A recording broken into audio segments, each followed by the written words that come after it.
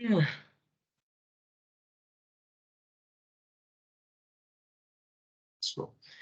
Pessoal, boa noite de novo. Hoje a gente vai falar sobre direitos de vizinhança. Direitos de vizinhança são questões, tratam justamente de questões que são muito comuns, principalmente nas cidades, que geram uma série de problemas e que muitas vezes as pessoas não sabem que existem mecanismos de resolução desses problemas, tá? E que quando você está atento, você pode se utilizar aí dos meios jurídicos disponíveis, ou melhor, judiciais, para tentar resolver esses problemas, tá? Então, os direitos de vizinhança, eles tratam justamente dos conflitos envolvendo vizinhança. E esses conflitos não são poucos, tá? O Código Civil, ele trata justamente da interferência prejudicial que uma propriedade pode causar na outra, atrapalhando lá o sossego, a saúde da pessoa, a sua segurança, mas trata também de questões que, quando a gente estuda no código, a gente pode pensar, bom, mas isso aqui é muito banal, isso aqui não vai acontecer em momento algum, mas que na lida diária a gente vai percebendo que acontece muito, né? Nessa aula, por exemplo, eu falava, ou melhor, eu não costumava falar da questão das águas no conflito de vizinhança. E chegou para mim um caso semana passada, inclusive envolvendo isso. E o caso demonstrava um problema gigantesco no que tange a água de um prédio, por exemplo, que vai cair no outro. Porque quando a gente olhar que prédio era esse, o prédio é um aeroporto. E esse aeroporto estava tendo dano de infraestrutura por causa de uma construção que deixava a água cair no outro. Além disso, você tinha uma área extremamente alagada, e essa área aqui que estava constantemente alagada, você tem um crescimento de vegetação muito mais acelerado, aí você tem uma vegetação mais robusta lá, e isso tem normas de segurança para aeroportos, né, para você controlar a vegetação. Com mais vegetação, você tem mais animais, com mais animais, você tem mais aves, e aves são um problema em aeroportos. Então, aquele conflito que podia parecer uma besteira quando você olha no código, né? Você pensando assim, poxa, isso é uma coisa entre um vizinho e outro que não deve acontecer nunca, acontece e às vezes ganha uma magnitude enorme, né? Quando você pensa, por exemplo, que um dos imóveis que pode estar sendo prejudicado é um imóvel que é um equipamento urbano com uma envergadura e com uma relevância gigantesca como é o aeroporto, e que qualquer impacto que você tem no aeroporto afeta questões diretas ali de segurança, né? Uma atividade altamente regulamentada. Então, a gente vai falar um pouquinho hoje sobre isso, sobre conflitos de vizinhança. E vizinhança, a primeira coisa que a gente pode começar a tratar é de que o que é vizinho, tá? Vizinho para o direito não é aquela acepção que a gente tem no dia a dia de vizinho, tá? Vizinho no dia a dia a gente fala como aquele cara que mora na casa do lado. Então você diz, ah, eu tenho meu vizinho de lado, tenho meu vizinho do outro, tenho meu vizinho de trás, né? Normalmente a frente da casa é a rua. Para o direito, vizinho não é isso. Vizinho é todo aquele que pode afetar ou ser afetado pela utilização de um ou outro imóvel, de um outro imóvel, tá? Então, vizinho para o direito é aquele que é afetado. Essa é uma palavra importante para a gente. E aí, quando você vai pensar essa afetação, você pode ter como vizinho alguém que está a 3 ruas de distância de você. Você pode ter como vizinho alguém que tem um imóvel que está a 500 metros de distância de você. Você pode ter como vizinho alguém que está em um imóvel que está a 1 quilômetro de distância de você. Desde que aquele imóvel, de alguma forma, afete o seu imóvel. E você pode dizer assim, mas professor, como assim um imóvel pode afetar o outro? Imagina que você tem um imóvel que está lá tendo uma festa nele, que tem um som alto, muito alto, né? E aquele som alto interfere no seu sono, você não consegue dormir por conta daquilo. Às vezes, inclusive com o vento, o imóvel pode estar a uma distância enorme e o vento traz e parece que aquele som está dentro do seu quarto. Quando você vai olhar, o imóvel, como a gente dizia, está lá quase 1 quilômetro de distância, mas o som está entrando na sua casa. Bom, ele vai ser considerado vizinho para fins de resolução de conflitos de vizinhança, tá?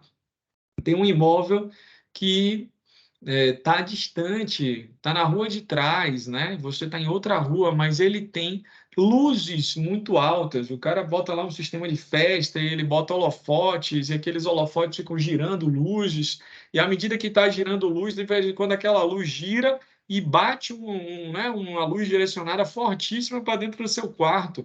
Pô, o cara está lá uma rua, duas ruas para trás, o cara está em cima de um prédio, mas as luzes que são emitidas daquele imóvel interferem na qualidade do seu sono também.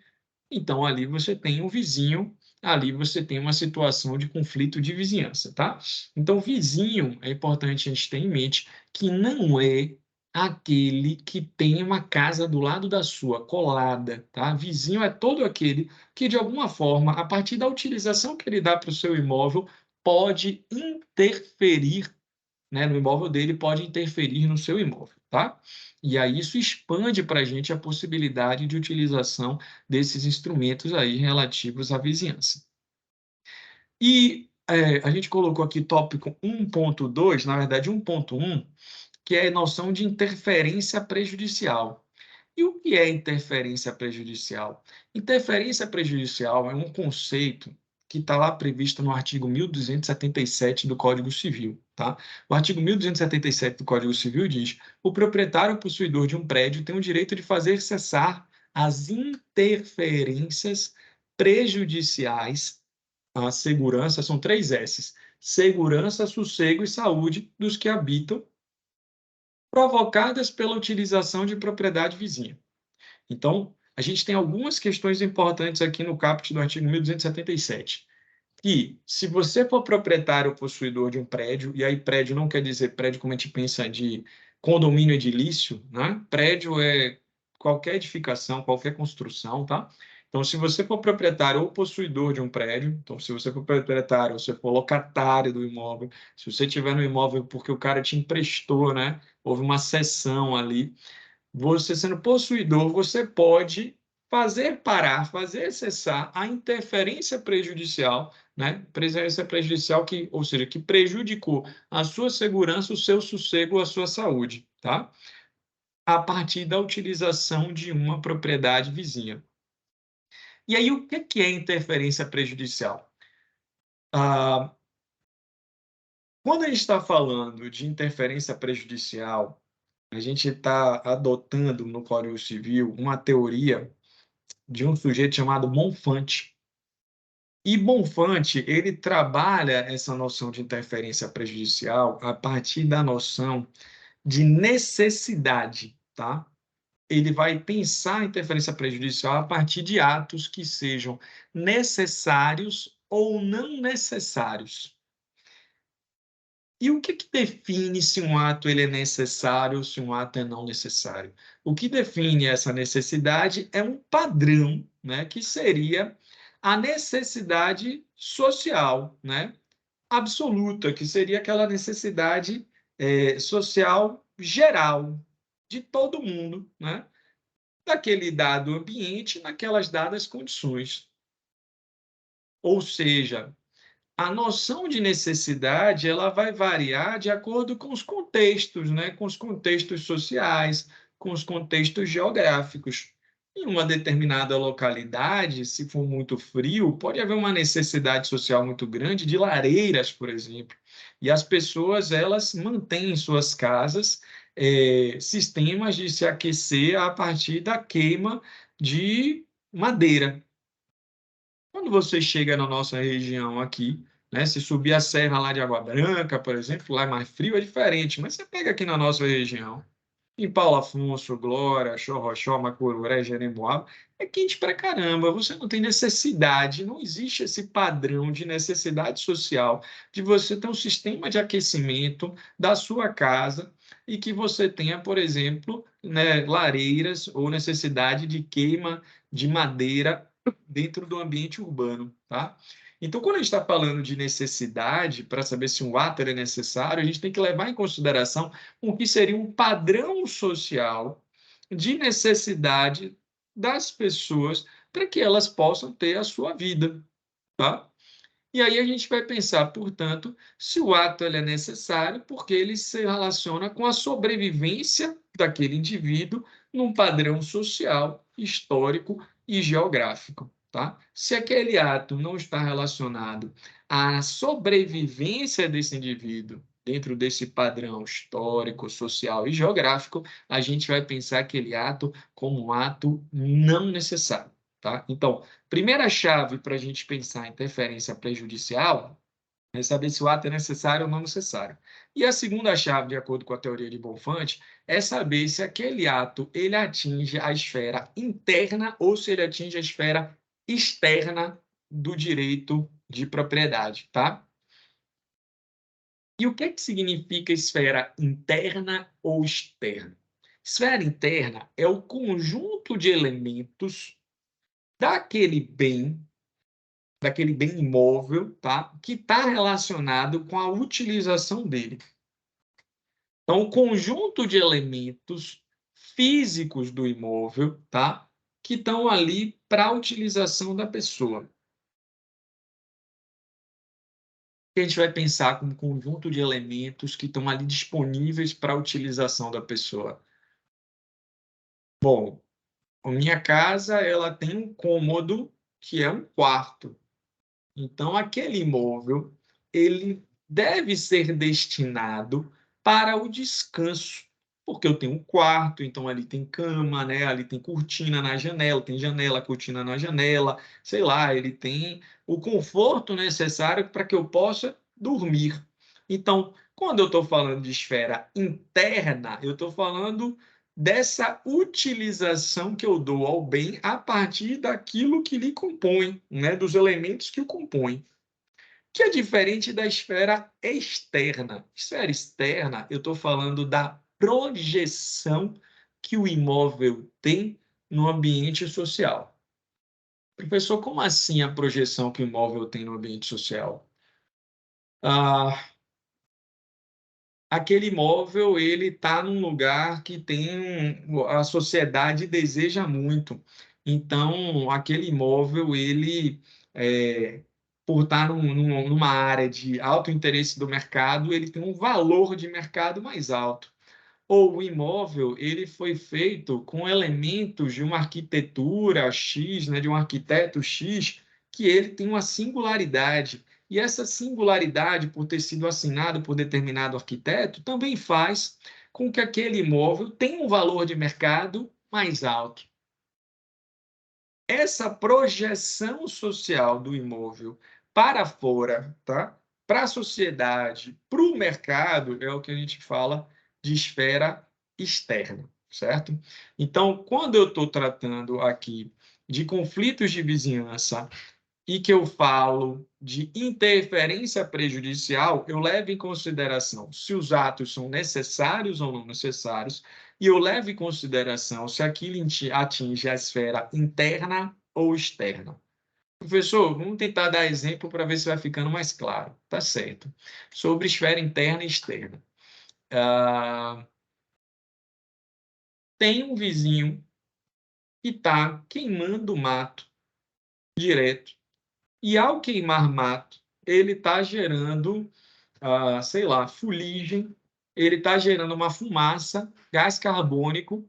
Você que está naquele imóvel, que mora naquele imóvel, está tendo impacto na sua saúde por conta da queima de vegetação que o seu vizinho faz.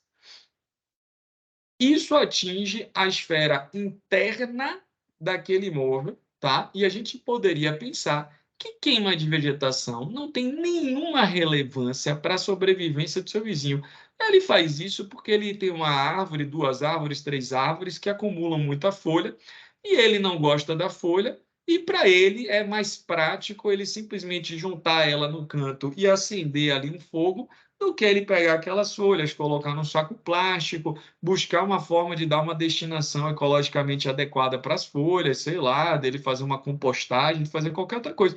Ele acha mais interessante queimar, ele vai ali do lado do muro, queima, porque o vento não leva para dentro da casa dele, o vento leva para fora do terreno dele, só que o para fora do terreno dele entra na sua casa.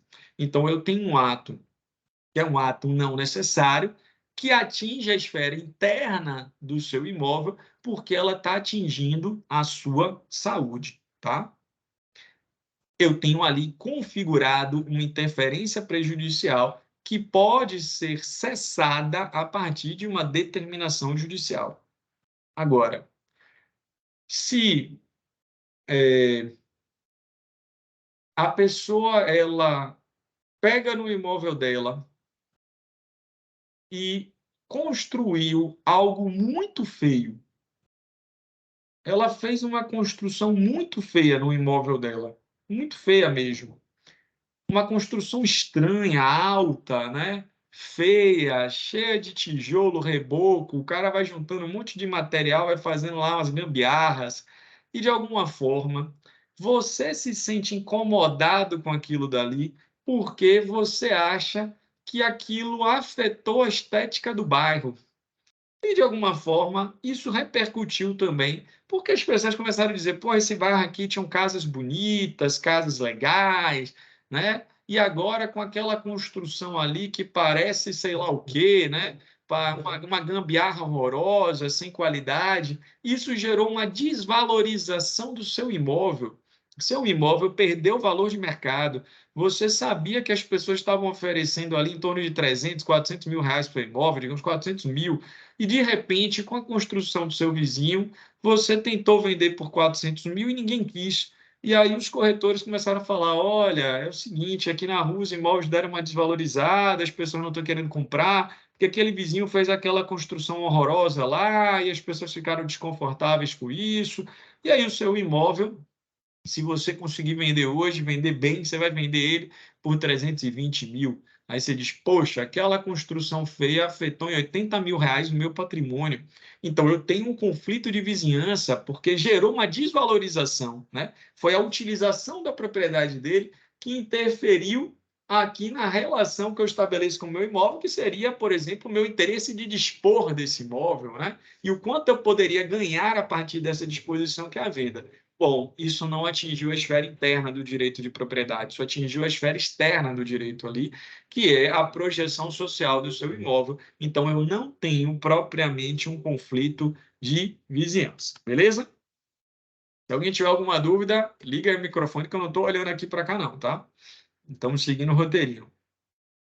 Bom, então, como eu te dizia, só há conflito de vizinhança, só há interferência prejudicial quando eu tenho um ato que é um ato não necessário e quando aquele ato não necessário ele atinge a esfera interna do direito de propriedade, tá?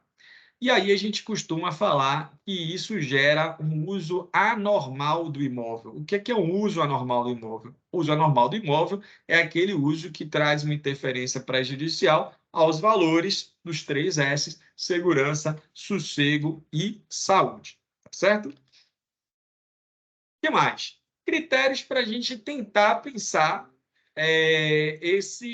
essa prejudicialidade. O próprio Código, no artigo 1277, parágrafo único, ele vai trazendo isso. Então, 1277, parágrafo único, ele diz: proíbem-se as interferências considerando-se, aí diz, a natureza da utilização, a localização do prédio, atendidas as normas que distribuem as edificações em zonas e os limites ordinários de tolerância dos moradores da vizinhança. Esses critérios, eles não são critérios absolutos, tá? Esses critérios são critérios que ajudariam o juiz a considerar se aquela interferência é uma interferência prejudicial, se não é, se eu tenho uso anormal daquela propriedade ou não, tá? Então, são 4 que o juiz ele pode estar utilizando. A primeira delas é a natureza da utilização, tá? É você tentar entender que ato que provocou o pedido. Que ato é que supostamente está gerando interferência e que se busca cessar? E dependendo do ato, você vai ter um maior consentimento, uma maior tolerância ou não, tá? Quando eu estou falando de natureza da utilização, eu não levo em consideração aqui se o ato é lícito ou ilícito, ou seja, ou melhor, vou até corrigir o que eu falei. Não há necessidade para que o ato ele seja ilícito, tá? Não é necessário que o ato seja ilícito. Mas, claro, se o ato for ilícito, a gente já vai pensar que aquela natureza daquela utilização, uma natureza de utilização que viola a lei, e a gente teria muito maior respaldo para pedir cessar, né, que seja cessada aquela interferência, tá? Então, você imagina aí que, sei lá, vamos pensar vários casos. Existe uma padaria, e aí você pensa, pô, padaria, o cara tá lá fazendo pão, ele precisa disso, uma atividade ilícita em geral, né, necessária para a sociedade. Só que existe uma regulamentação em torno de padaria. Normalmente, padaria tem que ter um fogão, né, um forno, perdão, e muitas padarias trabalham com fornos a lenha ainda, né, fornos que não são fornos industriais, fornos que você tem uma produção ainda de fumaça, e aí você tem normas de como você dispersar essa fumaça, que você tem que ter uma chaminé, que tem aquele chapeuzinho que a gente fala, sei lá, o chapeuzinho chinês, né? Aquele conezinho aberto, que tem que estar numa altura X mínima, e aí você tem que ter padrões ali, você tem que ver a estanqueidade daquilo dali, se a tubulação não está vazando, se está vazando, né? Existe uma série de normas. Você tem que ter alvará de funcionamento, se bobear, dependendo do município, você vai ter que ter uma licença ambiental, dispensa de licenciamento ambiental, mas você vai ter que ter fiscalização lá do órgão ambiental. Aí imagina que o cara tem uma padaria, que em tese é uma atividade que está ok, mas quando você vai olhar, a padaria dele não tem alvará de funcionamento, não tem alvará de vigilância sanitária, você demonstra que não respeitou essas normas de padrões ambientais para a utilização da padaria, né? Então, a atividade ela é em tese ilícita, mas ela está acontecendo de forma ilícita, e talvez justamente pelo caráter ilícito de não ter respeitado os critérios mínimos para a gente garantir ali justamente segurança, né, redução de impactos ambientais, você está tendo uma interferência prejudicial. Então, demonstrado esses elementos na sua ação, você teria uma probabilidade de êxito muito maior, tá? Segundo critério que a gente pode ver aqui no parágrafo único é que ele fala da localização do prédio. E o terceiro, ele diz, atendidas normas que distribuem as edificações em zonas. Então, a gente poderia inverter. O segundo é o zoneamento, né? Vamos falar primeiro do zoneamento. Zoneamento é o planejamento onde eu pego o território e eu vou dividindo o território para que eu planeje quais são as atividades que podem ou não podem ser desenvolvidas em cada parcela do território. Que tipo de edificação eu posso ter em cada parcela do território? As cidades, quando você tem um planejamento urbano através do plano diretor, elas adotam o zoneamento. É muito comum isso. Deixa eu abrir aqui deixa eu pegar o plano diretor de Paulo Afonso para mostrar isso para vocês. Plano diretor. Vou falando aqui, vou procurando aqui na internet.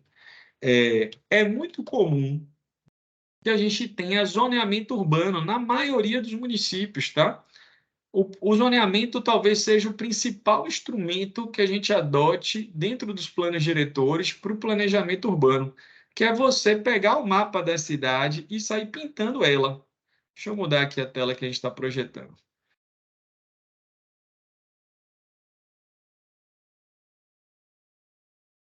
O que é isso aqui? Eu imagino que possa estar pequeno para vocês, tá? Mas é só para a gente ter uma noção. Essa é a ilha de Paulo Afonso.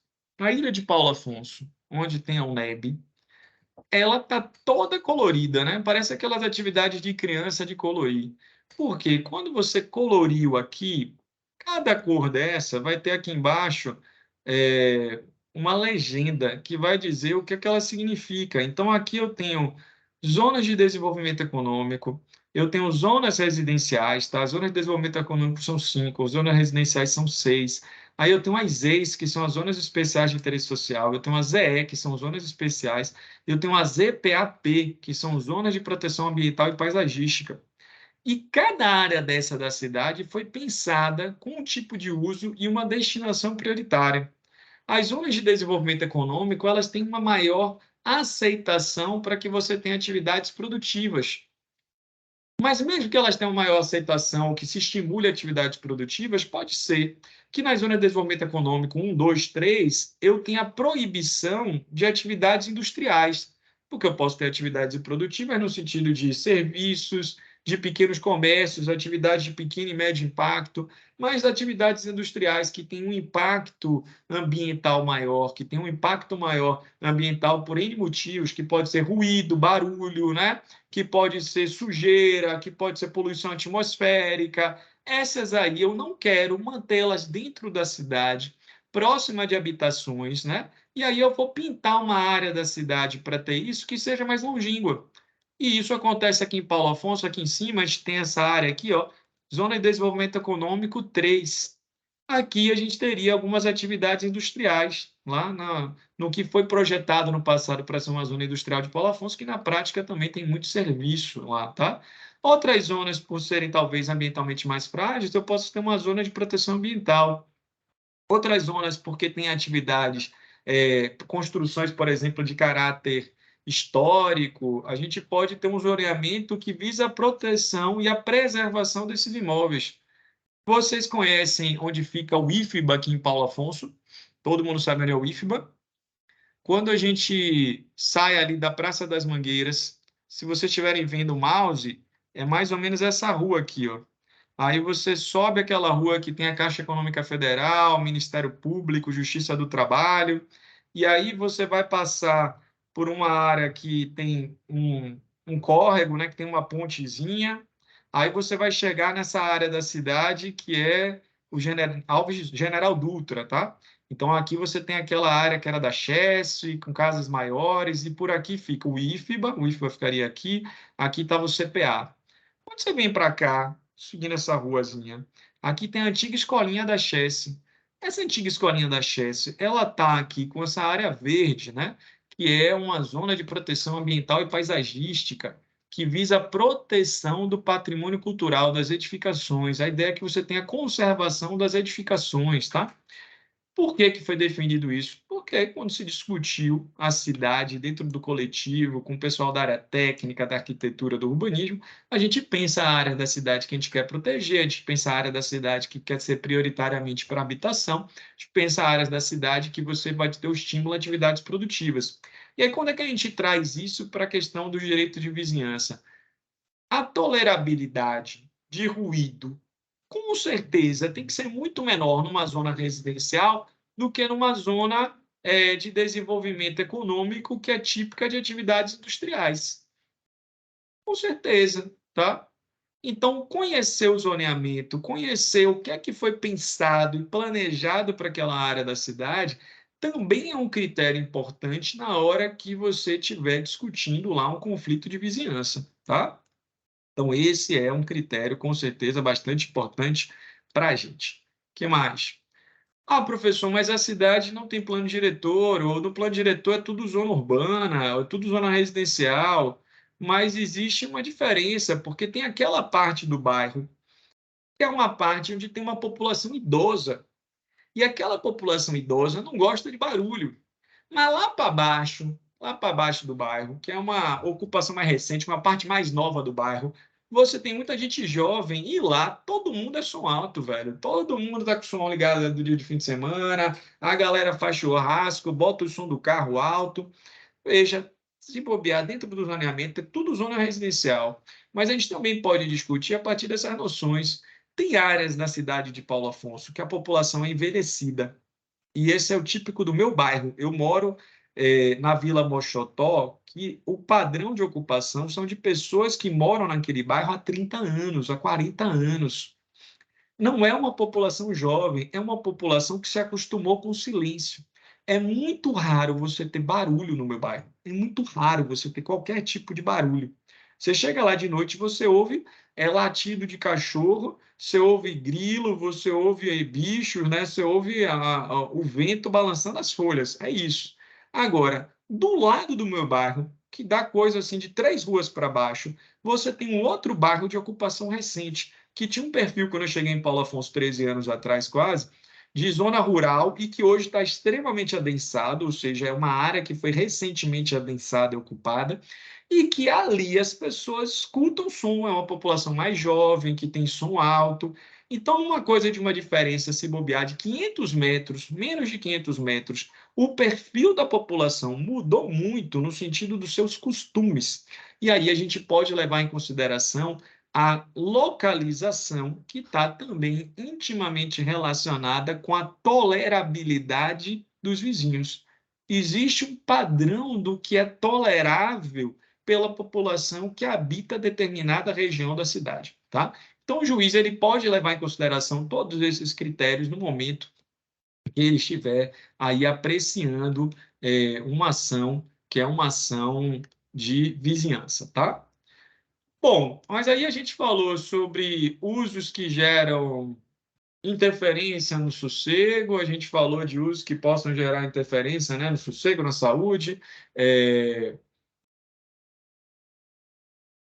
Todos eles vão ser considerados interferência prejudicial e capazes de serem cessados pelo judiciário? Não, tá?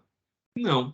O próprio código ele traz também exceções, e isso está lá no artigo 1278 e seguinte. 1278 ele diz: o direito a que se refere o artigo antecedente não prevalece quando as interferências forem justificadas por interesse público, caso em que o proprietário ou possuidor causador delas pagará ao vizinho indenização cabal. Em 1279, ainda que por decisão judicial devam ser toleradas as interferências, poderá o vizinho exigir a sua redução ou eliminação quando estas se tornarem possíveis, tá? Então, voltando, o direito de fazer cessar as interferências não vai prevalecer quando a interferência for justificada por interesse público. Professor, o que é interesse público? Aqui eu tenho um conceito aberto, tá? De interesse público. E nesse caso, quando eu tenho interferência, ou seja, aquilo está afetando o meu sossego, aquilo está, né, afetando minha segurança, minha saúde, mas o juiz vai entender, ó, velho, mas aquela atividade tem que continuar acontecendo, porque tem um interesse público que sobrepõe o particular, né? Ou o interesse da coletividade aí que se sobrepõe mais ao seu, vai continuar acontecendo.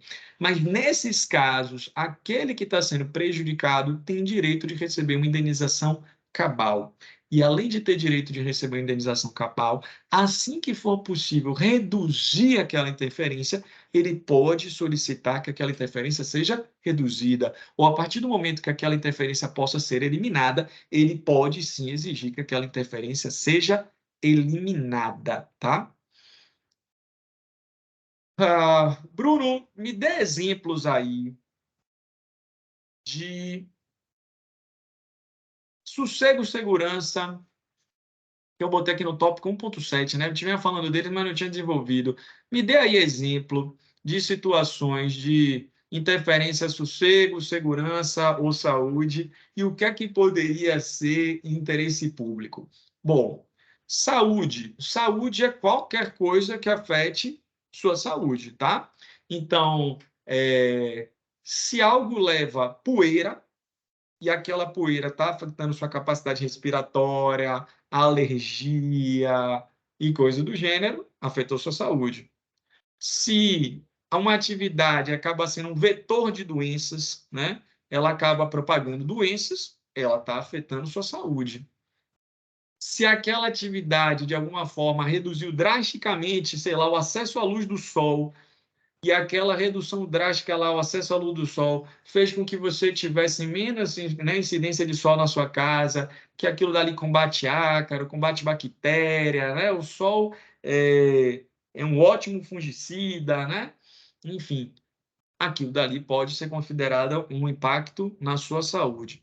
Ah, Bruno, e o sossego? O sossego normalmente está relacionado com barulho, tá? A gente está falando de ruído. Mas não é só.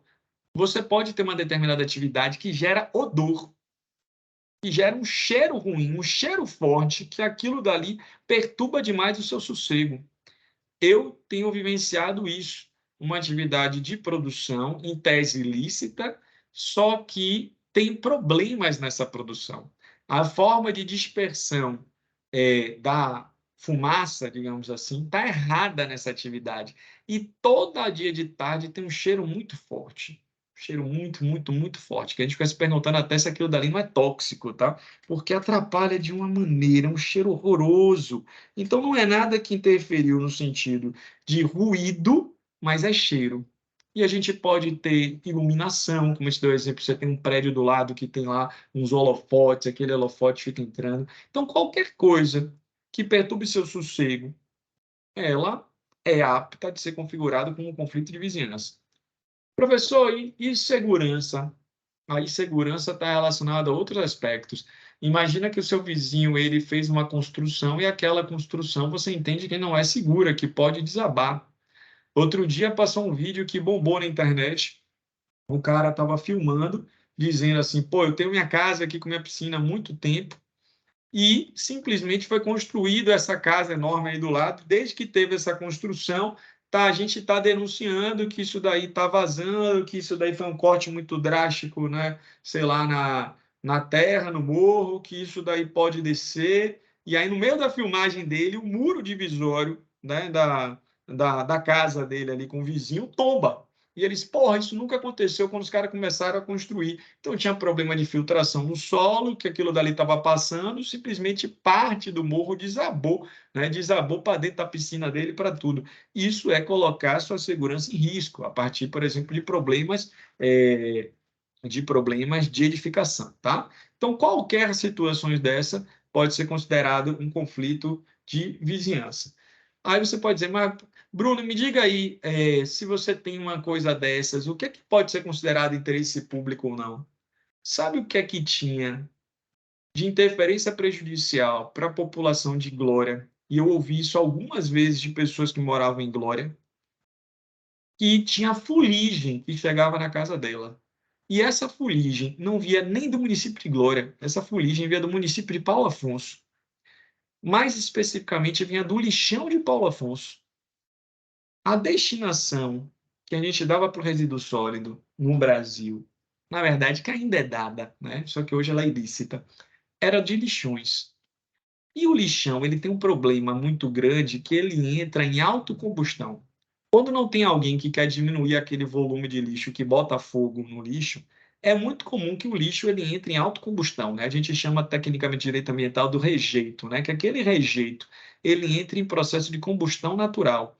Ou seja, você tem ali gases que são emanados, aqueles gases muitas vezes são altamente inflamáveis e eles acabam entrando em combustão pela elevada temperatura, porque tem vidro, e aí você gera foco do vidro, imagina que o vidro faz lá uma função meio que uma lente, e aí você tem concentração da luz do sol no papel embaixo, enfim, é muito comum que pegue fogo sozinho.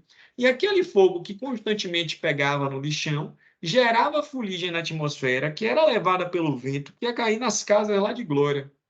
A população de Glória poderia entrar com uma ação judicial para que a prefeitura de Paulo Afonso, né, que o município de Paulo Afonso encerrasse o lixão, através desses instrumentos aqui, ou melhor, dessa regulamentação do direito de vizinhança, poderia.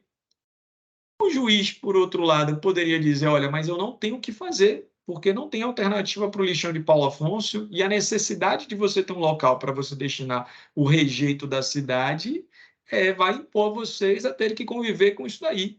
Poderia, queria dizer que o interesse público se sobrepõe em particular. E nesse caso, essa pessoa simplesmente vai ter problema de saúde lá e ela vai se ferrar, vai receber uma indenização, tá? Que é a alternativa que a legislação ela traz. Ela faria jus a uma indenização cabal. Ah, professor, o que é essa indenização cabal? Vai ser que ter que ser definida nos autos do processo pelo magistrado. Então, você pode colocar que se aquilo dali está gerando para você uma necessidade de você lavar a roupa muito mais, você tem uma despesa com lavanderia, que você seja indenizado pelas despesas que você tem de lavanderia. Talvez, se você está tendo problema de saúde, você está tendo que fazer tratamento de saúde, comprando medicação, que você tenha uma indenização por danos materiais relativos à sua medicação. Mas, além disso, se aquilo dali está interferindo na sua saúde, obviamente está atingindo um bem jurídico não patrimonial, que, portanto, configura dano moral, e você teria direito de receber uma indenização por danos morais também. Então, você pode receber uma série de indenizações, né? O montante da indenização pode levar em consideração uma série de questões relativas a você ser obrigado a tolerar aquela interferência. Aí a gente volta para outro aspecto, a gente diz, mas hoje, professor, você disse que a natureza da atividade é importante e hoje ter lixão é ilícito. Então, aquela atividade que é gerida pelo município de Paulo Afonso, que é uma atividade ilícita, de ainda existir um lixão, ela não poderia ser cessada por determinação judicial? bom, talvez a gente pudesse, talvez, né? Se o juiz entenda, ó, você já tem um aterro sanitário, não tem mais por que existir um lixão lá. Você não vai poder deixar um lixão acontecer. Se for para existir enquanto momento de transição do rejeito que é triado pela ARPA para ser levado para lá, você vai ter que reduzir aquela quantidade de rejeito que tem lá. Você vai poder ter no máximo, sei lá, 1 tonelada de rejeito por dia, que é o tempo que sai da mesa da esteira de triagem e você vai levar para aterro sanitário.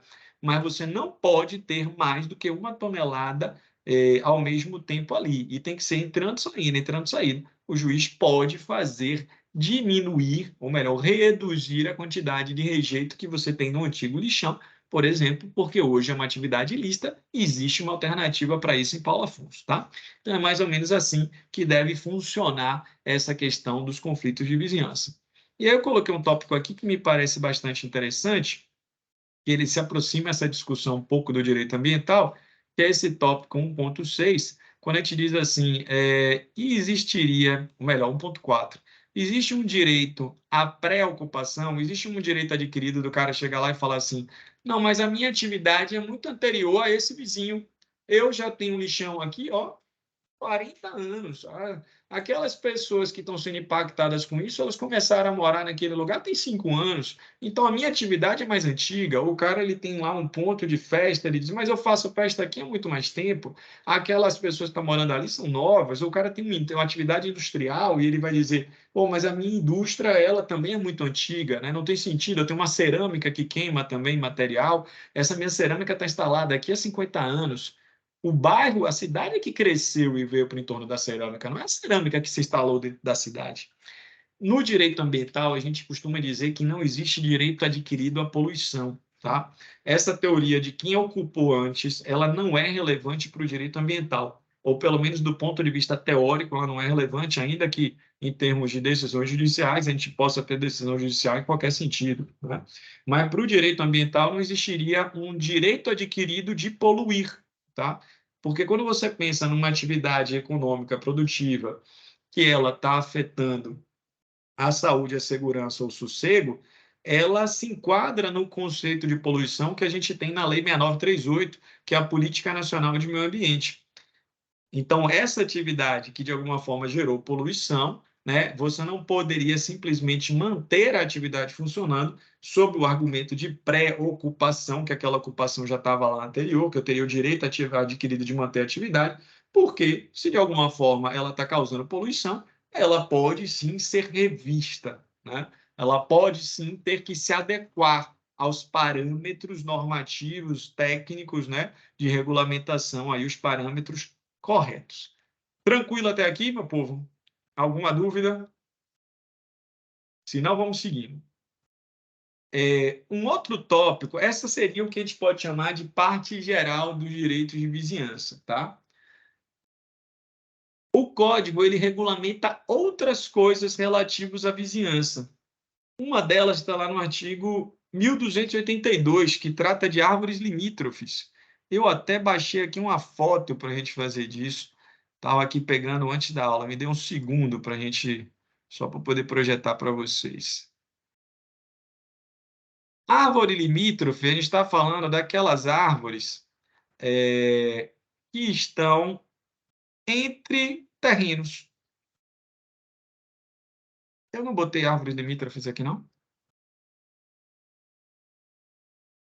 Olha, deixa eu mudar aqui esses tópicos que eu botei para vocês, só um segundo. Por algum motivo aqui, quando eu estava fazendo, eu devo ter pulado, tá? Era para ter aqui árvores limítrofes.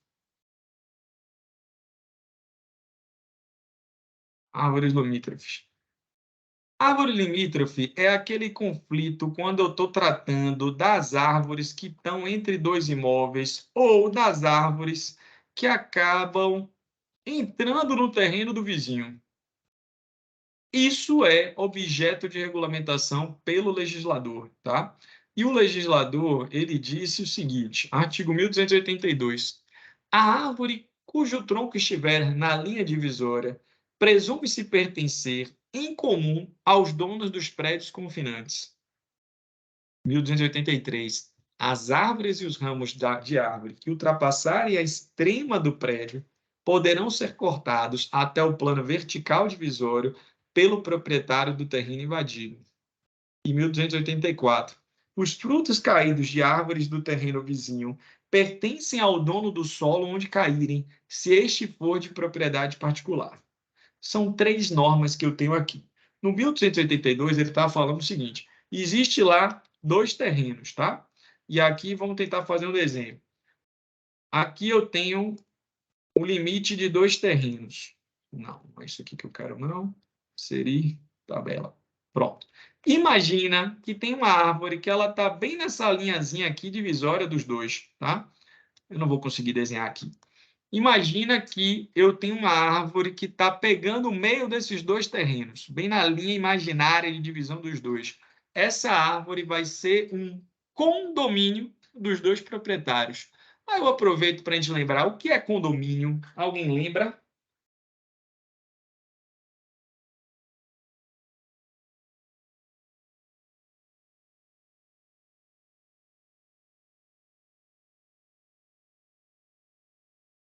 Condomínio, José Marcos, era aquela situação quando 2 ou mais pessoas são proprietárias da mesma coisa, não é?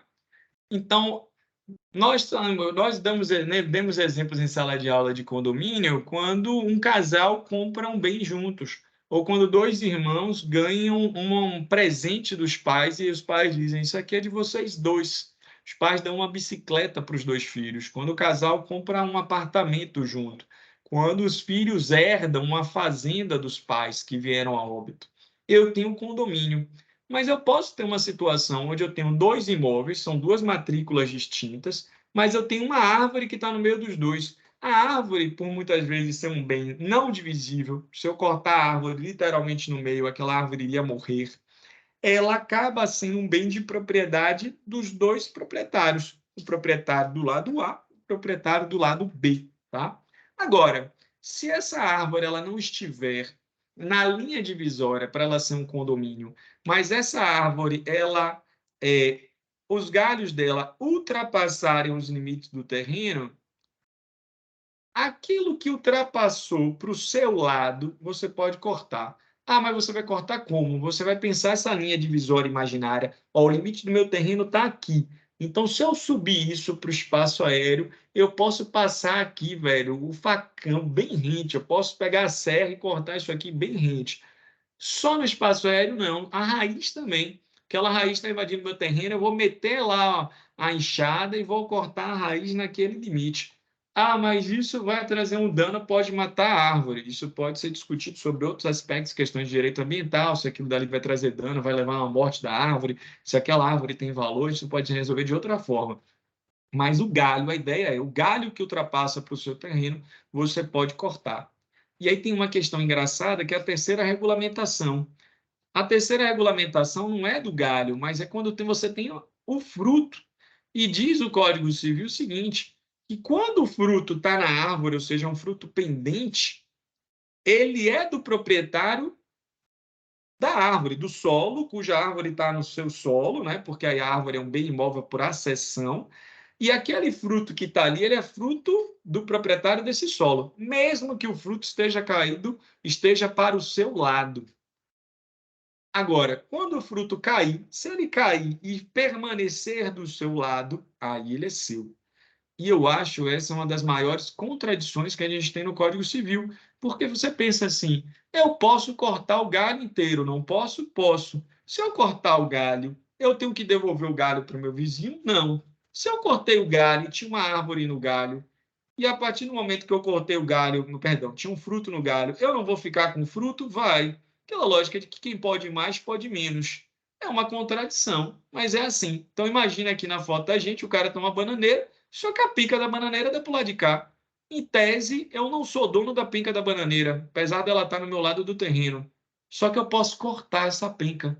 Ah, eu cortei, agora ela caiu no chão. Então agora que ela caiu no chão, ela é minha, né? É uma contradição, mas se vocês tiverem que fazer uma prova, você vai ter que responder que você não tem direito de pegar esse fruto, mesmo que esse fruto esteja para o seu lado, tá? De todas as discussões que a gente tem no Código Civil, talvez uma das mais relevantes e que tenha mais problemas práticos relativas à vizinhança está no artigo 1285, que é o próximo tópico, que é da passagem forçada. Esse artigo ele diz o seguinte: o dono do prédio que não tiver acesso à via pública, nascente ou porto, pode, mediante pagamento de indenização cabal, constranger o vizinho a lhe dar passagem, cujo rumo será judicialmente fixado, se necessário. Parágrafo 1º. Sofrerá o constrangimento o vizinho cujo imóvel mais natural e facilmente se prestar à passagem. Se ocorrer alienação parcial do imóvel, do prédio, de modo que uma das partes perca o acesso à via pública nascente ou porto, o proprietário da outra deve tolerar a passagem. Parágrafo 3º. Aplica-se o disposto no parágrafo antecedente, ainda quando, antes da alienação, existia passagem através de imóvel vizinho, não estando o proprietário deste constrangido depois a dar outra. O que quer dizer isso aqui? Deixa eu abrir o page para a gente poder desenhar que fica melhor. A gente conversou, a gente falou sobre a ideia de imóveis encravados, o que é algo muito comum no meio rural, tá? Imóveis encravados são aqueles imóveis que não têm acesso à via pública, que não têm acesso à rodovia ou à estrada vicinal. Então, imagina que aqui está a nossa rodovia. Se alguém aqui já foi, por exemplo, para o Vale dos Mestres, viu isso? Quando você vai para o Vale dos Mestres, você está lá naquela rodovia, que é uma rodovia, que é uma estadual da Bahia, até o limite divisório da Bahia com Sergipe, depois você tem uma rodovia estadual sergipana. Você está trafegando na rodovia, em algum momento você vai sair da rodovia para pegar uma estrada vicinal, são essas estradas de terra. E aí você vai pegar essa estrada de terra e vai rodando, né? E à medida que você está lá rodando nessa estrada de terra, tem uma coisa muito interessante, o que é, no meio do caminho, tem um monte de porteira. E aí você tem que abrir uma primeira porteira, depois tem uma outra porteira aqui, depois tem uma outra porteira aqui, né? E essas porteiras, elas estão nos marcos divisórios de fazendas em geral. Em geral, são de fazendas. Ah, professor, o cara pode ter uma porteira que está ali, que é dividindo a própria terra dele? Pode, não. É possível que seja a própria terra dele. Mas muitas vezes são imóveis diferentes.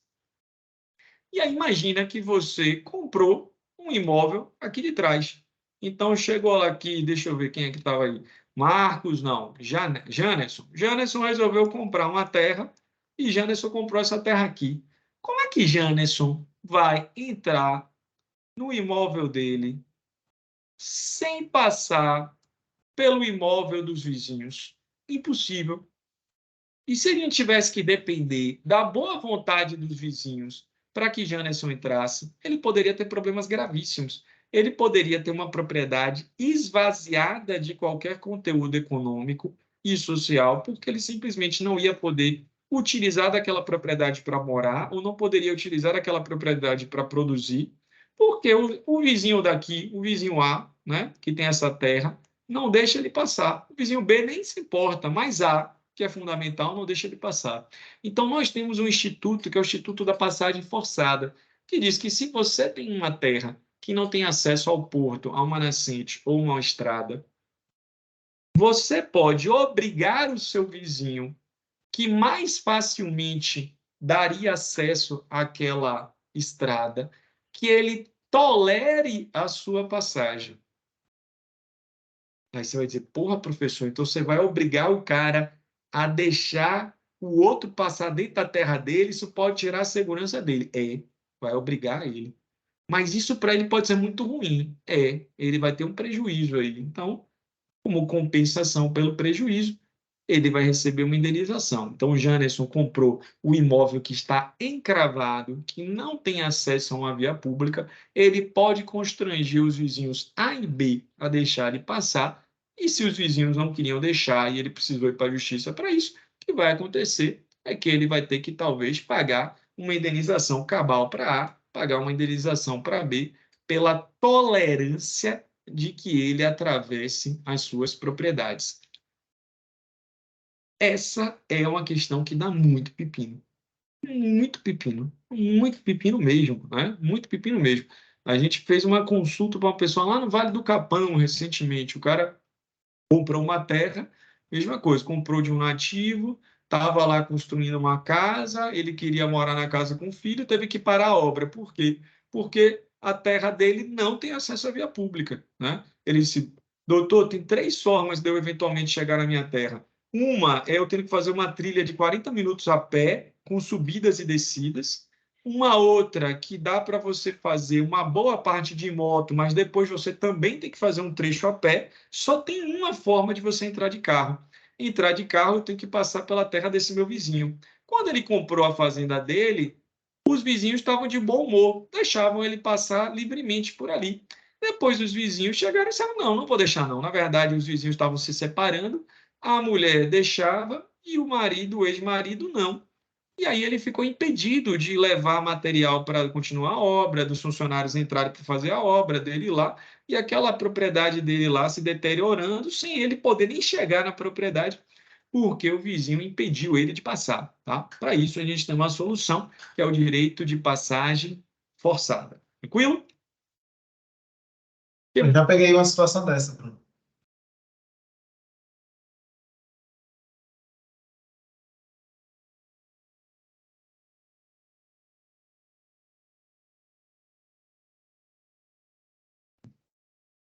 Fui parar de compartilhar a tela, acabei saindo sem querer.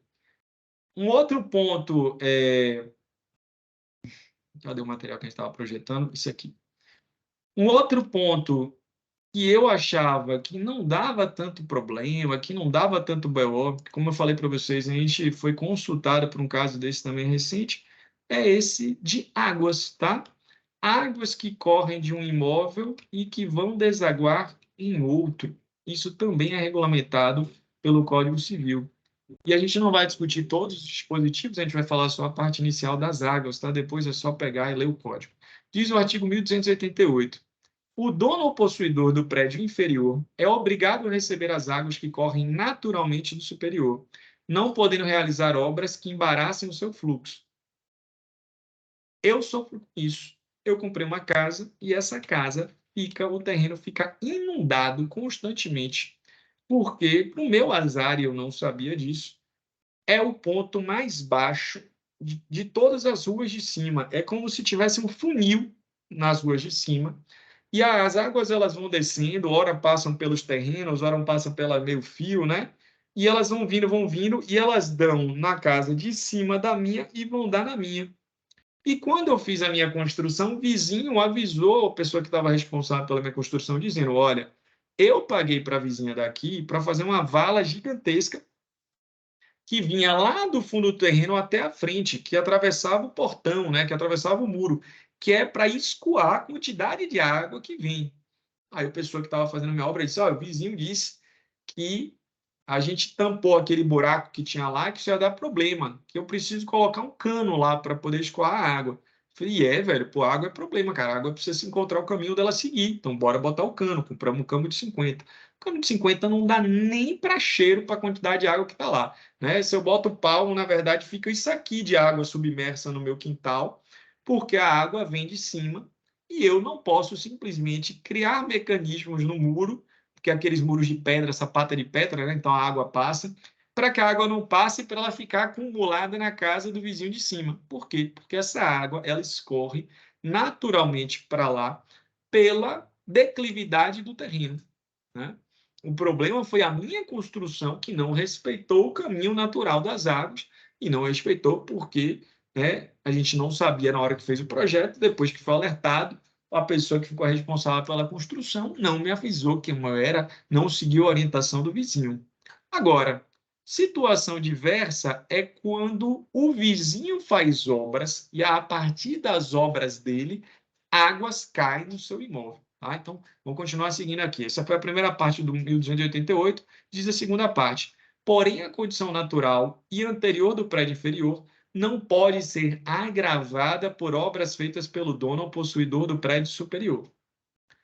1289. Quanto às águas artificialmente levadas ao prédio superior ou ali colhidas correrem dele para o inferior, poderá o dono deste reclamar que se desviem ou se lhe indenize o prejuízo que sofreu. Então, a gente estava dizendo que se você tem a declividade natural, você é obrigado a tolerar que a água continue passando do terreno do seu vizinho para o seu. Ponto final, problema seu. Porém, se o meu vizinho de cima ele fez uma obra e a obra dele agravou essa situação da água que cai, isso daí não tem que ser tolerado. Isso daí não poderia acontecer. E se aconteceu, você pode entrar com uma ação de vizinhança pedindo para que ele dê um jeito para que não venha aquela quantidade de obras, perdão, de água para o meu terreno. Tá? E aí a gente estava lidando com essa situação, por exemplo, lá, com esse cliente que procurou. Ele estava dizendo, olha, essa era uma região que não tinha esse prédio, foi feito um condomínio edilício, né? Um conjunto de predinhos ali. Na hora que foi feita a obra, isso é recente, começou a vir uma quantidade de água absurda para cá para baixo. Então, não é que aquele terreno, a água ela desce naturalmente, a água está indo lá para baixo porque foi feita a obra. Na hora que foi feita a obra, mudou a declividade do terreno, né? E aí ela está entrando lá na área do aeroporto e está impactando o aeroporto. Então, você tem direito de entrar com uma ação para que se faça cessar aquela quantidade de água que está entrando para o seu imóvel. Beleza? Deixa eu ver o que mais que a gente botou aqui no nosso pote. Limite entre prédios e tapumes divisórios. Essa é uma outra questão. Está lá no artigo 1297. O proprietário tem direito, tem direito a cercar, murar, valar ou tapar de qualquer modo o seu prédio urbano ou rural e pode constranger o seu confinante a proceder com ele à demarcação entre os dois prédios e aviventar rumos apagados e a renovar marcos destruídos ou arruinados, repartindo-se proporcionalmente entre os interessados as respectivas despesas. O artigo 1297 tem uma gama de normas dentro dele, tá? Ele está dizendo primeiro o seguinte: o meu imóvel ele tem um limite. E a gente começou o semestre falando isso. Qual é o limite do direito de propriedade? O limite são os limites físicos daquele imóvel, tá? Ele tem que começar e terminar num lugar. Ele tem que começar, e você tem que saber, por exemplo, se for um imóvel urbano, normalmente o limite da frente dele é a via pública, a calçada. E aí você tem uma extensão de testada, que é de frente. Você sabe que seu imóvel tem 10 metros de frente, começa a partir do limite com o vizinho A, depois de 10 metros encerra a sua propriedade, e aí você vai ter outras propriedades. Você tem um limite para o fundo, a partir daquela testada da frente para a via pública, você tem 20 metros para o fundo, então você pega, muitas vezes é um ângulo de 90 graus, você tem um retângulo lá, 20 metros para o fundo é o limite do meu imóvel. Tranquilo? Tranquilo. Se eu li ao limite do meu imóvel, eu posso estabelecer marcos físicos para ele. Marcos que vão cercar no sentido de, inclusive, você ter fisicamente uma precisão de onde é a minha propriedade, de onde eu exerço exclusividade de uso, gozo e disposição daquele bem. E isso eu faço normalmente com cercas, se eu estiver na zona rural, ou eu faço com muros, se eu estiver na zona urbana, tá? Então, qualquer proprietário tem o direito de cercar, murar, valar ou tapar, de qualquer modo, o seu imóvel, seja ele urbano ou rural. Primeiro ponto. E pode constranger o seu confinante. Aí, confinante é o conceito do que a gente usa no dia a dia para vizinho, tá? Vizinho que a gente fala no dia a dia, que é aquele que é colado, a casa do lado da sua, para o direito é confinante. Aí ele pode constranger o seu confinante, ou constranger aquilo que a gente fala no dia a dia como vizinho, a proceder com ele a demarcação entre os dois prédios. Então, eu posso constranger a pessoa que faça essa demarcação física, no sentido, por exemplo, de construir um muro. É possível. Imagina que você tem um terreno e seu terreno não é murado com o seu vizinho. Se o vizinho chegar para você e falar, ó, velho, eu vou construir um muro, bora dividir o valor do muro. Aí você diz, não, não quero dividir. Ele entra com uma ação contra você, ele notifica você para dizer, eu vou construir. E eu vou construir e vou depois mandar a conta para você pagar metade do valor. Isso pode acontecer, tá? Porque ele tem direito de forçar você a estabelecer essa demarcação, a estabelecer esse limite físico entre os dois imóveis, tá? Você pode constranger ele a avimentar rumos apagados e renovar marcos destruídos ou arruinados. É a parte da cerca que caiu, do muro que tombou, né? Então, você pode fazer com que ele chegue junto com você para definir exatamente onde é esse marco, né? Vocês teriam lá o direito de definir, às vezes não tem certeza, não é mais para cima, é mais para baixo, e de construir as cercas, ou seja lá o que a gente usa para demarcar essas questões. Parágrafo 1º. Os intervalos, muros, cercas e tapumes divisórios, tais como sebes vivas, cercas de arame ou de madeira, valas ou banquetas, presumem-se, até prova em contrário, pertencer a ambos os proprietários confinantes, sendo estes obrigados, de conformidade com os costumes da localidade, a concorrer em partes iguais para as despesas de sua construção e conservação. Então, presume-se que toda vez que tem um muro, ou que tem uma cerca, ou que tem isso e aquilo, que ela é de propriedade dos dois. Como ela está no limite, que você tem um condomínio, tal como a árvore que está entre o limite de dois imóveis, que ela é um condomínio dos dois proprietários, tá? Se você tiver cerca viva, diz parágrafo 2º, as sebes vivas, as árvores ou plantas quaisquer que servam de marco divisório só podem ser cortadas ou arrancadas de comum acordo entre os proprietários. Então, se eu tenho um ser vivo que é limite da propriedade, ela é condomínio e ela só vai poder ser arrancada se ambos concordarem, justamente porque é um condomínio, tá? A construção de tapumes especiais para impedir a passagem de animais de pequeno porte ou para outro fim pode ser exigida de quem provocou a necessidade deles, pelo proprietário que não está obrigado a concorrer com as despesas. Isso daqui é uma coisa da zona rural.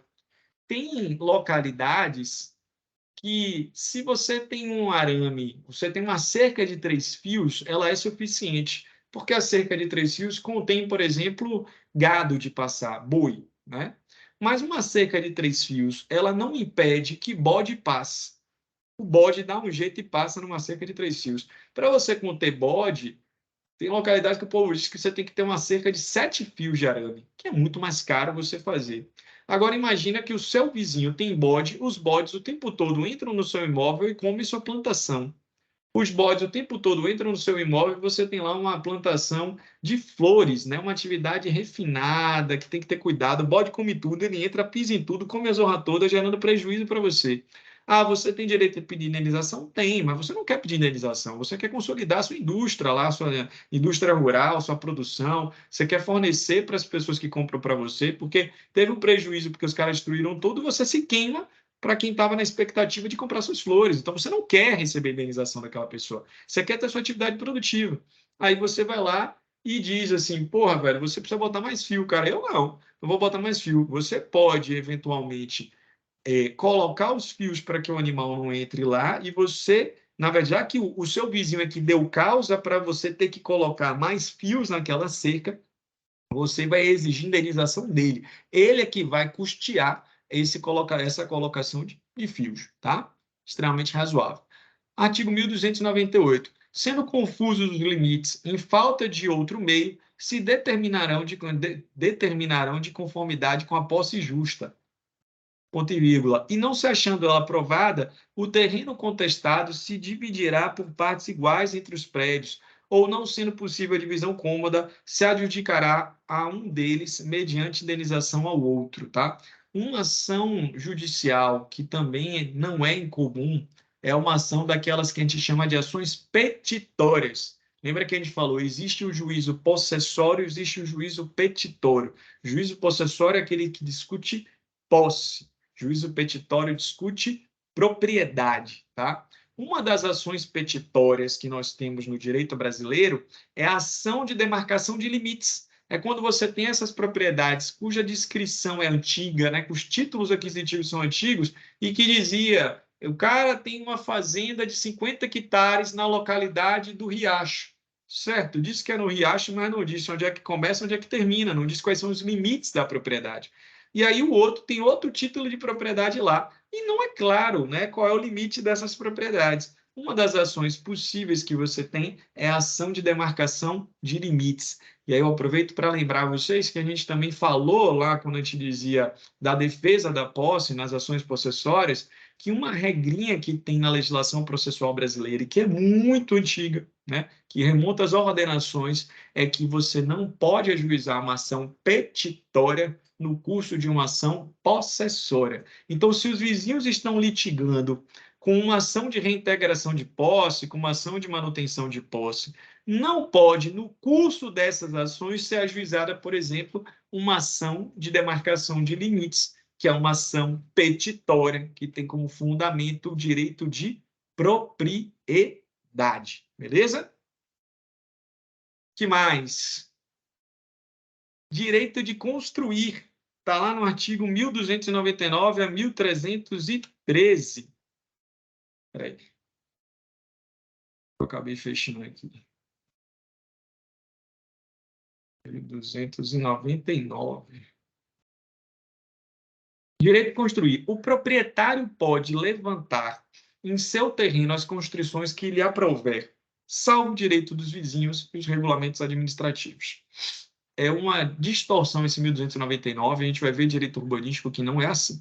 Não é uma faculdade inerente ao domínio o direito de edificar. O direito de edificar, ele é consagrado, na verdade, ele é concedido a você a partir da legislação urbanística, tá? Essa é uma visão civilista que não se adequa ao direito urbanístico no Brasil hoje.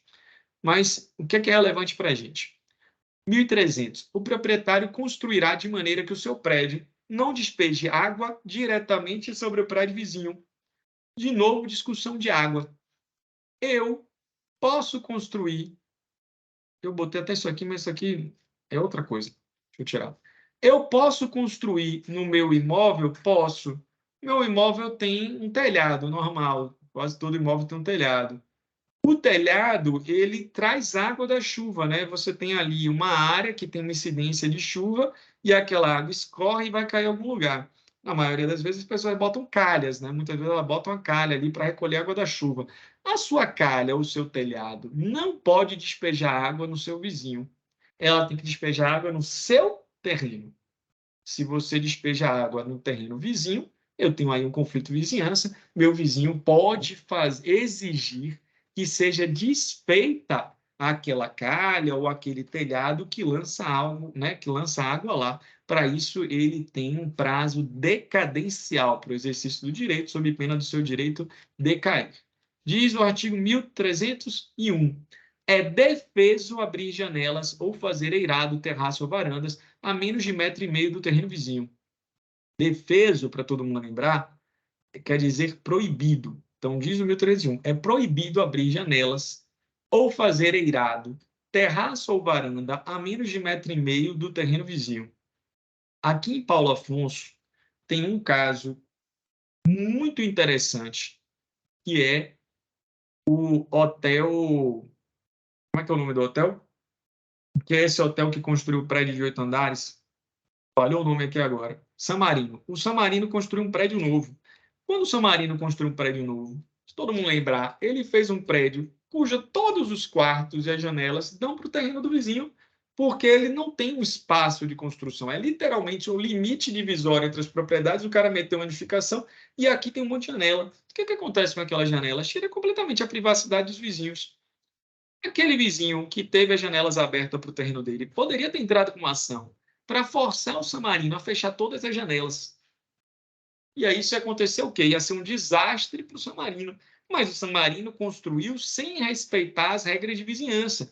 E aí quando você volta para o 1299, 1299 diz: o proprietário pode levantar em seu terreno as construções que lhe aprover, salvo direitos dos vizinhos e regulamentos administrativos. Aquela construção não respeitou o plano diretor, aquela construção não respeitou o direito dos vizinhos de que não fosse aberta janela a menos de 1,5 metro para o terreno vizinho. Só que aí o vizinho tinha um prazo decadencial para o exercício do seu direito. O vizinho não exercitou o direito no prazo, decaiu o direito, perdeu o direito. O San Marino teve direito de permanecer com as suas janelas abertas. Só que aí o que o vizinho fez depois? O vizinho também decidiu construir. Então, o que era antes só térreo, ele fez lá, se não me engano, mais primeiro e segundo andar. Então, quando ele construiu, parte da sua construção ficou na frente das janelas. Então, você teve parte das janelas do hotel que ficaram bloqueadas, que dão acesso a uma parede na frente. Aí você pode discutir, bom, mas ele podia fazer isso, não podia? Ele tem o direito de construir. Quem abriu a janela errado foi o San Marino. Então, o San Marino abriu a janela, poderia ter sido fechado todas aquelas janelas se o vizinho exercitasse o seu direito de vizinhança, exigindo que aquelas janelas fossem fechadas. Não exercitou o seu direito à época, o direito pereceu. Em compensação, ele tinha o direito de construir. Ele construiu e a construção tampou as janelas. Isso daí gera prejuízo para o San Marino? Gera. O San Marino teria direito de pedir para que aquela construção fosse desfeita? Não. O San Marino tinha construído antes errado e o outro estava dentro da esfera do direito dele de construir. Tá?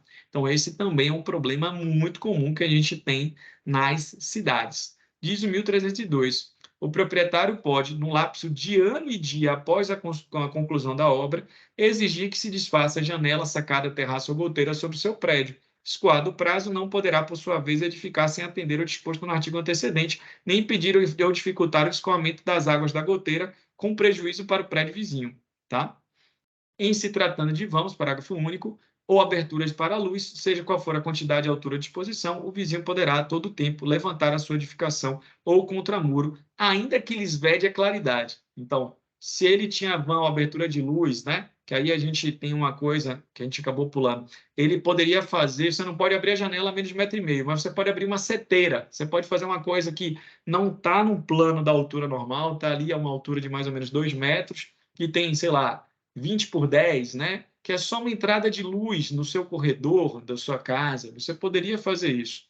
Então, você pode fazer isso? Posso. É lícito eu abrir aquele vãozinho para a luz? É lícito eu abrir aquele vãozinho para a luz. Mas, por outro lado, se meu vizinho ele quis construir no terreno dele e isso acabou tampando a entrada de luz, isso não tem problema nenhum, porque ele está exercitando o seu direito de construção. O que mais que a gente tem aqui? Deixa eu ver se eu botei mais alguma coisa para hoje. Direito de construir. É basicamente isso. Direito de construir, basicamente isso. Aí a gente tem algumas regrinhas, né? Se é 1,5 metro dentro da cidade, na zona rural é 3 metros. A doutrina entende que essa construção ela não pode ser paralela, mas se ela for oblíqua, pode. Ou seja, o cara construiu lá um ângulo mais ou menos de 90 graus, o cara construiu um ângulo de 80 graus, não teria problema, né? Você fazer essa construção. Nós temos regras sobre colocação, essa daqui é interessante também, de forno, chaminé, cano de esgoto, tá? O vizinho não pode colocar cano de esgoto dentro da parede divisória, ele não pode colocar forno a lenha colado na parede, que é a parede divisória com o seu imóvel, ele não pode colocar chaminé na parede divisória com o seu imóvel, tá? A não ser que seja forno de cozinha, aí forno de cozinha se tolera que isso daí possa também acontecer. Se você tem uma parede divisória, presume-se que aquela parede divisória entre os dois imóveis é dos dois, mas se ficar comprovado que foi construída por um único daquelas pessoas, ela é só dele.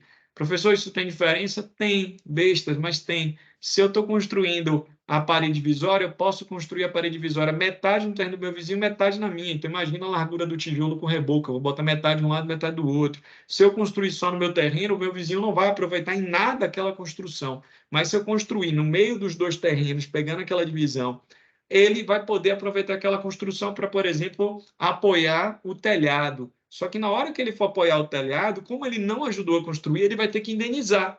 Ele vai ter que indenizar pagando por parte daquele muro que eu construí. Mas se o muro está no meu terreno, ele já não pode fazer isso, tá? Então, mas aí digamos que o muro foi construído pelos dois, está na minha divisória. Ele pode travejar, que é colocar a madeira atravessando até o outro lado? Não. Ele teria que calcular até metade da parede e a madeira dele vai entrar até metade da parede. O Código Civil ele se prestou a regulamentar esse tipo de minúcia. Essa e algumas outras questões a gente vai encontrar aí no artigo 1301, né? Na verdade começa no 1299 em diante, sobre direito de construir. Beleza? Se alguém tiver alguma dúvida, fale, se não, a gente vai encerrar por aqui nossa aula de direito de vizinhança. Segunda que vem a gente tem prova, e depois da prova a gente volta falando sobre direito de laje e direito de superfície. Se ninguém tem, pessoal, um abraço. Vou encerrar nossa aula, parar a gravação e subir a aula lá para o YouTube para todo mundo poder assistir depois. Valeu, Bruno.